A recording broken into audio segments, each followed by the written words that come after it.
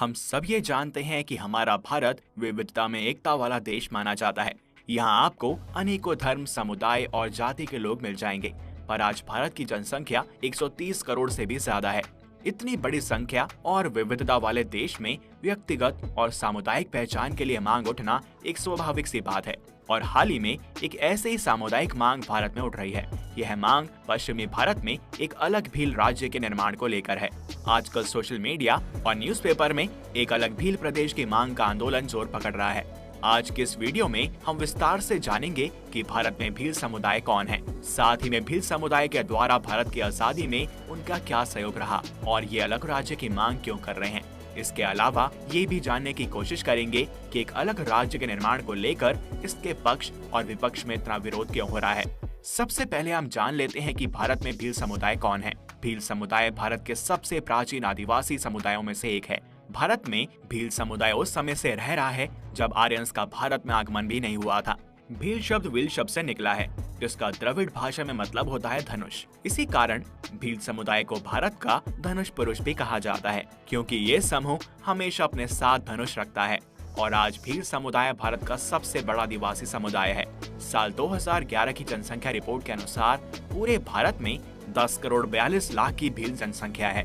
भील आदिवासियों की जनसंख्या राजस्थान, मध्य प्रदेश, महाराष्ट्र, गुजरात, आंध्र प्रदेश, त्रिपुरा, कर्नाटक और छत्तीसगढ़ राज्यों में पाई जाती है। इसके अलावा भील समुदाय शिकार करने और धनुष चलाने में माहिर होते हैं। इनके द्वारा एक अनोखी भाषा बोली जाती है, जिसे भील भाषा के नाम से जाना जाता है। और ये भाषा इंडो आर्यन भाषा का मिक्सचर है। ये पूरा समुदाय ज्यादातर खेती बाड़ी पर ही निर्भर है। इस आदिवासी समुदाय यानी भील समुदाय के लोगों और उनके नेताओं की मांग है कि 4 राज्यों के उन 39 जिलों को मिलाकर एक भील प्रदेश का निर्माण किया जाए। इस मांग में राजस्थान के 10 जिले, गुजरात के 16 जिले, महाराष्ट्र के 6 जिले और मध्य प्रदेश के 4 जिले आते हैं। इन सभी जिलों को इकट्ठा करके एक राज्य का निर्माण किया जाए, जिसे भील प्रदेश का नाम दिया जाए, और यही उनकी मांग है। भील समुदाय ये भी चाहता है कि भील प्रदेश के निर्माण के पश्चात इसके प्राकृतिक संसाधनों पर पहला हक यहाँ के रहने वाले आदिवासी समुदाय के लोगों का हो। एक अलग भील प्रदेश बनाने की मांग भारत की आजादी से पहले से चली आ रही है। तो जानते हैं इसकी शुरुआत कहाँ से हुई थी। भील समुदाय के लिए एक अलग भील प्रदेश बनाने की मांग की शुरुआत पहली बार साल 1913 में भील समुदाय के सुधारक और आध्यात्मिक नेता गोविंद गुरु ने की थी। सबसे पहले 1913 में हुए मंगध नरसंहार के बाद एक अलग भील प्रदेश बनाने के लिए आंदोलन खड़ा हुआ था।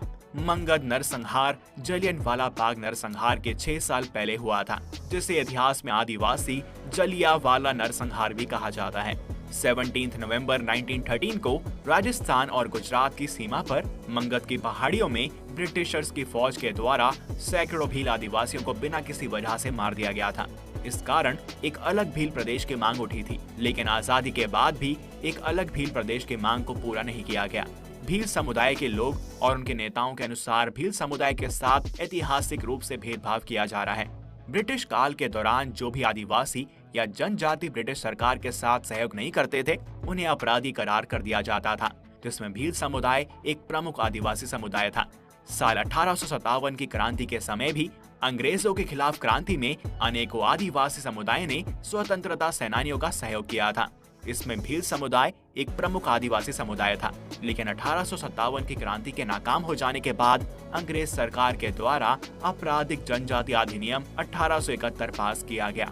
इसके अनुसार कुछ आदिवासी समुदायों पर जन्मजात अपराधी का दर्जा दिया गया। इसमें से भील समुदाय प्रमुख था और इस समुदाय के नेताओं के अनुसार अंग्रेजों द्वारा लागू किए गए जन्मजात अपराधी की पहचान उनके समुदाय के साथ अवास्तविक रूप में आज के समय में भी जुड़ी हुई है और यही उनके समुदाय के विकास में बाधा का काम कर रही है। इसके अलावा भील समुदाय के नेताओं का ये भी कहना है कि आजादी से पहले भील समुदाय के सभी लोग एक ही क्षेत्र में रहा करते थे, लेकिन इंडिपेंडेंस के बाद राजनेताओं के आर्थिक स्वार्थ के लिए इन समुदाय के लोगों के क्षेत्रों को 4 अलग अलग राज्यों में बांट दिया गया। इस कारण से भील समुदाय के लोग एक साथ इकट्ठा नहीं हो पाए और इस समाज का विकास अटका हुआ है। भील समुदाय के लिए भील प्रदेश की मांग का कुछ लोग समर्थन कर रहे हैं तो कुछ लोग इसका विरोध भी कर रहे हैं। तो चलिए जानते हैं कि भील प्रदेश के बारे में पक्ष और विपक्ष के लोग क्या कहते हैं। समर्थनकारियों का पहला पक्ष है कि अगर भील समुदाय के लोगों के लिए एक अलग राज्य का निर्माण किया जाता है तो इससे समुदाय का राष्ट्रीय स्तर पर प्रतिनिधित्वता सुनिश्चित होती है। ऐसा इसलिए है क्योंकि अलग भील प्रदेश के निर्माण से भील प्रदेश के लोग राज्यसभा में भी जा पाएंगे, जहां भील समुदाय के लोग अपने समुदाय की समस्याओं को राष्ट्रीय स्तर पर आसानी से ले जा सकेंगे।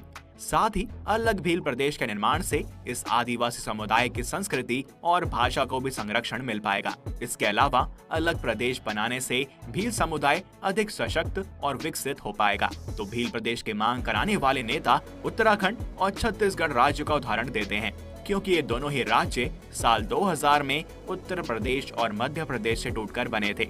साल 2004 में उत्तराखंड के विकास की गति 9.31% थी, जबकि उत्तर प्रदेश के विकास की गति मात्र 6.29% थी। इसके अलावा उस समय मध्य प्रदेश के विकास की गति 4.21% थी और छत्तीसगढ़ के विकास की गति 7.35% थी, जो उनके मूल प्रदेश से अधिक थी। इसके आधार पर यह देखा जाता है कि नए छोटे राज्यों के निर्माण से वहां के आर्थिक विकास की गति तेज होती है और इससे वहां के लोगों की आर्थिक स्थिति में भी सुधार होता है।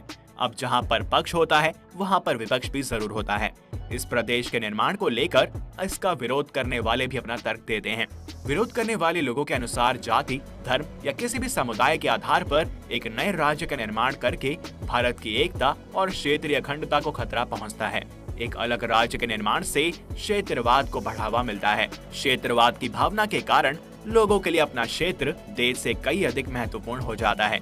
इसके अलावा अगर भील प्रदेश की मांग को स्वीकार कर भी लिया जाए तो भारत में अनेकों आदिवासी समुदाय रहते हैं जो अपने आदिवासी समूह की पहचान के लिए अलग प्रदेश बनाने की मांग उठा सकते हैं। ऐसी मांगे